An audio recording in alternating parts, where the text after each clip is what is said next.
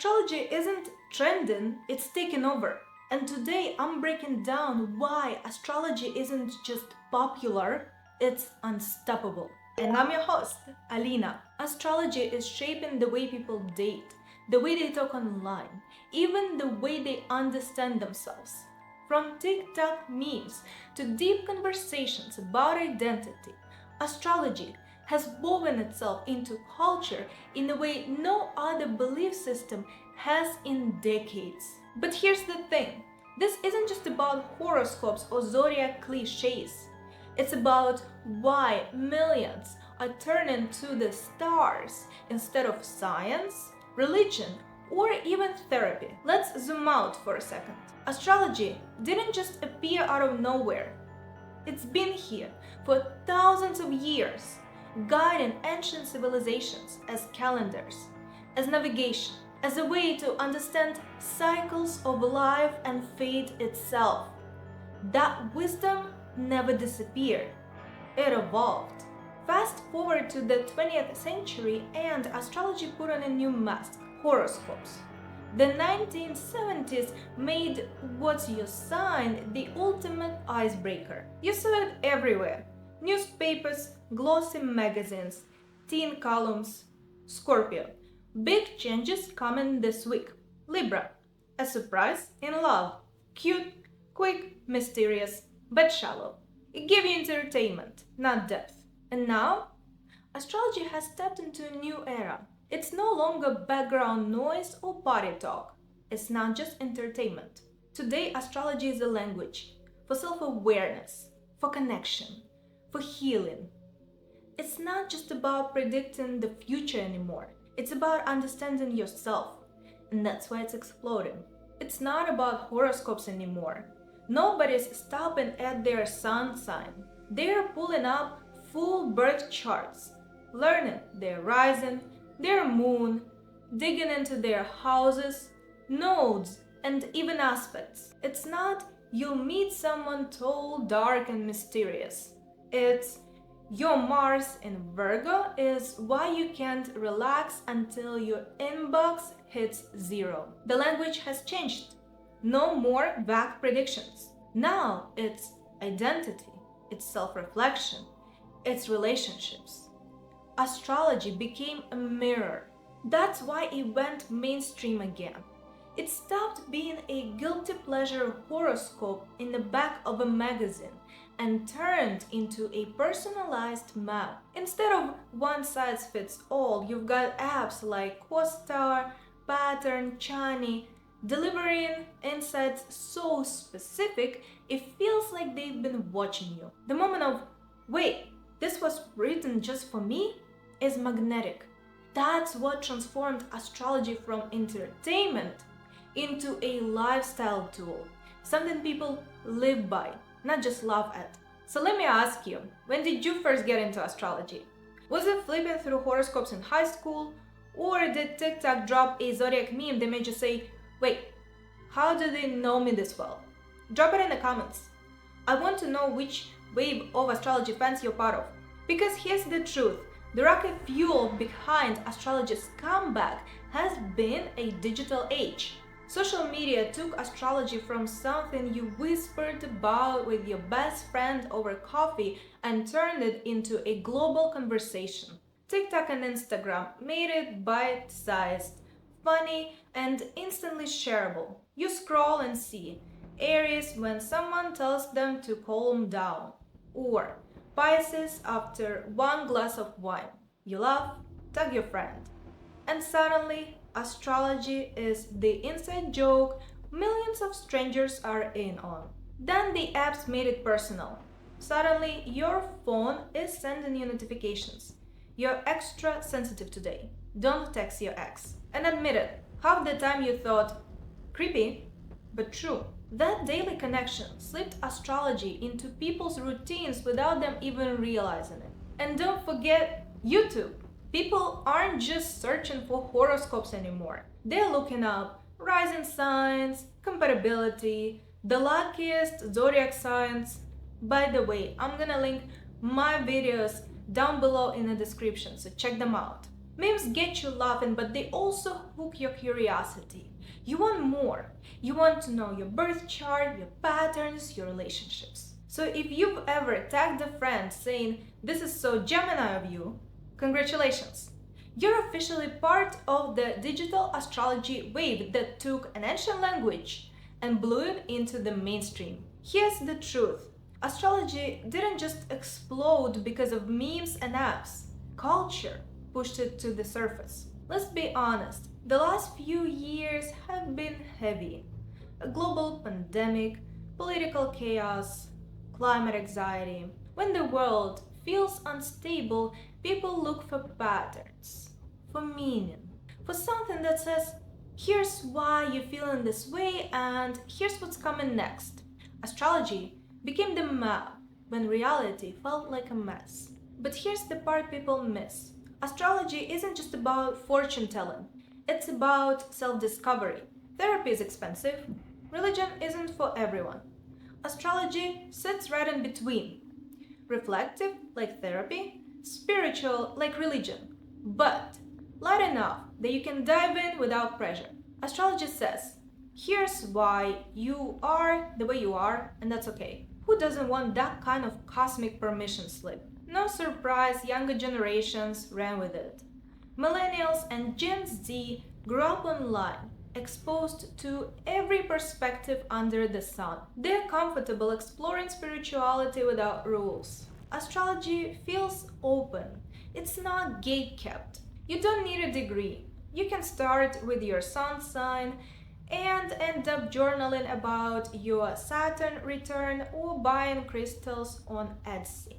It's self-discovery without textbooks, just star maps. And let's be real, we love having a reason for our quirks. Sorry I'm late because Mercury is in retrograde. Or sorry I ghosted you because my moon is in Scorpio, not because I'm emotional and available. Astrology doesn't just give meaning, it gives language. And it gives us funny excuses for the chaos of being human. Celebrities pushed it further into the spotlight. Adele casually mentions her Saturn return. Beyoncé owns her Virgo perfectionism.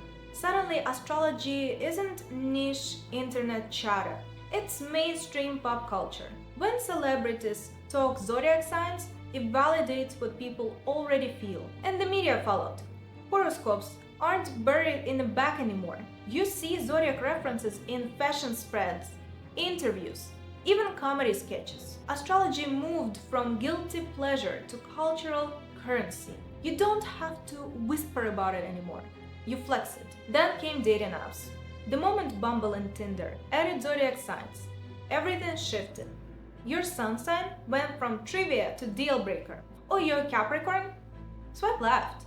I don't need that kind of accountability. And let's be honest, we all know someone who flat out refuses date a Gemini. That's the power of this moment. Astrology isn't woo-woo anymore. It's cultural shorthand. It's how we talk, how we love, how we date, how we understand ourselves. It's not fringe. It's everyday language. And that's exactly why it's not going anywhere. So, where is astrology headed next? Let me be clear.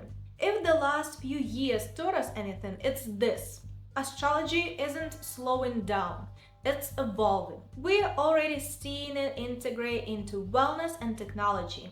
Meditation apps, fitness trackers, journaling platforms, they're all slipping astrology into their features. Don't be surprised when your Apple Watch buzzes with Mars is in Virgo, hold off on picking that fight with your roommate.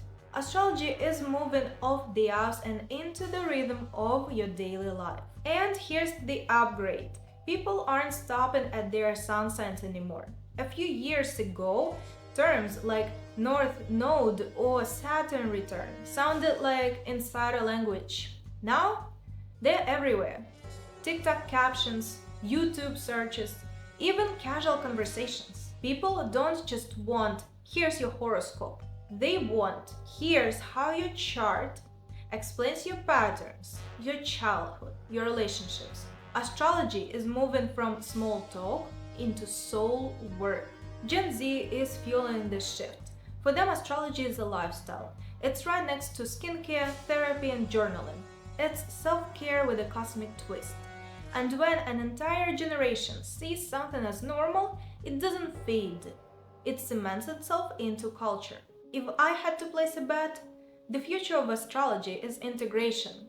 It won't sit in a niche anymore. It's sliding next to wellness, spirituality, tech, and therapy. Astrology isn't having a moment. It's embedding itself into how people live. So why has astrology thrived so much in a digital age? Simple. It gives us two things people crave: identity and community. Saying I'm a Leo or I'm a Pisces isn't just small talk. It's identity shorthand. It's a personality label you didn't even have to invent yourself. Think about it. How often do you use it as an icebreaker? Oh, you're a Cancer? That explains everything. Or we roast our Aries friends for being impulsive. Astrology has become a way to bond, to belong, to laugh at ourselves together. And honestly, it's genius. In a world starved for community, astrology hands us ready-made categories. Walk into a room and say, "Where are my Virgos at?" Instantly you've got allies. It's like the cosmic Hogwarts sorting hat, just with more drama and less paperwork. That's why memes hit so hard. They're not just funny, they're instant connection. Inside jokes with millions of strangers. You don't need to explain why a Gemini meme lands. If you know, you know. That belonging, that's power. But let's be real, astrology has its messy side too. People use it as an excuse. Sorry I ghosted you, I'm a Sagittarius. Or sorry I snapped, Mercury is in retrograde. Cute, but no, that's not how it works. And then there's the gatekeeping. Some people act like you're not a real astrology fan unless you can recite every aspect in your chart like it's a textbook. But here's the truth. Most of us started with horoscopes, memes, scrolling TikTok at 2 a.m. And that's fine. Astrology was never meant to feel like homework. It's meant to feel alive. Then there's the over-reliance. Astrology can be a mirror, yes, but it's not therapy and it's not meant to make decisions for you. If you're checking your transits before sending a text, that's when you know you've gone too far. But here's the beauty. Even with the flaws, astrology doesn't lose its power. The flaws make it human, relatable. They remind us this isn't about perfection, it's about awareness. And that's why people keep coming back. Because at its best, astrology isn't about excuses, it's about clarity. Think of it as journaling with a cosmic twist. Start simple with your big three: your sun, moon, and rising. Your sun shows what lights you up, your moon shows how you process emotions, and your rising shows how you step into the world. Reflect on those once a week and suddenly you get those aha moments. Oh, that's why I reacted like that. Then meet your chart ruler, the planet ruling your rising sign. Aries rising, that's Mars. Libra rising, that's Venus. Think of it as your strategy guide. And here's the challenge. Ask yourself, am I leaning too far into its shadow? What's one thing I can do this week to step into its higher side? One tiny shift, just one, can change the way you carry yourself completely. And don't ignore moon cycles. They are powerful reset buttons if you actually use them. New moon, set one clear intention. Full moon, release one thing that's been weighing you down. If the moon lands in your third house, for example, your new moon mantra might be speak more clearly. When the full moon comes, let go of stop overthinking every text. Small, simple shifts, but powerful. Then there is your north node. That's your uncomfortable direction of growth, the one the universe keeps nudging you toward. Ask yourself, what's one brave thing I can do this month that aligns with my north node? That's where real transformation begins. And here's a hack I swear by. The 3-2-1 check-in. 3 ways your placements showed up this week. 2 patterns you noticed. 1 action you'll take next. That's it.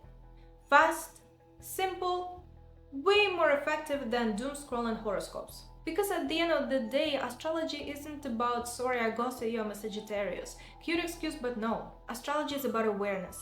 It's about giving language to what you already feel. And when you use it that way, it stops being entertainment and becomes a tool for growth. So here's my challenge for you. Try one of these practices this week. Your big 3 check-in, a sticky note for the moon, or the 3-2-1 ritual. And now let me know in the comments what you discovered.